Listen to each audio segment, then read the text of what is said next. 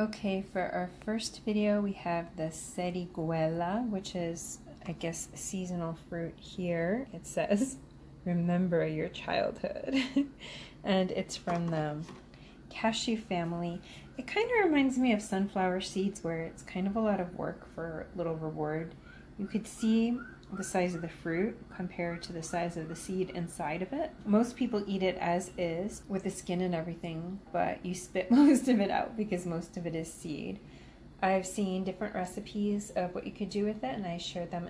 Let's take a look at the next one. These are acerola cherries. They're very high in vitamin C and help boost your immune system. I was really excited because I first saw these in Vista, California, again, where you could grow some tropical fruits, and my aunt has a tree of them. And the ones from her tree are delicious, and I'm going to show you a little difference. First of all, this is about how ripe you want them. You can see here, they harvest them, some that are still green. Only when it's like this dark, a deep color, is it really the kind of ripeness you're going to want.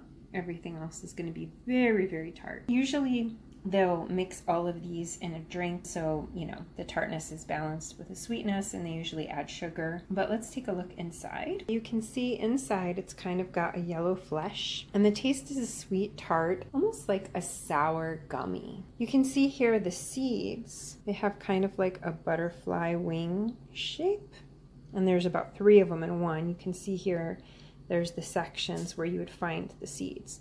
And what I think was really interesting, and you'll see from the picture, is that first in Brazil, I was finding these really huge, like Frankenstein acerolas, and I was like, oh, I guess they're that big here.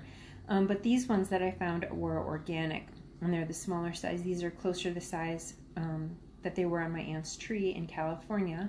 And I thought, ooh, maybe these will be more like the ones in California, where the taste is a lot more pronounced. But these ones still had seeds like the big ones, whereas the California ones only have a single stone in them, which I thought was really interesting. So I don't know if something about the climate in California makes them more flavorful than they are here, where they are more native.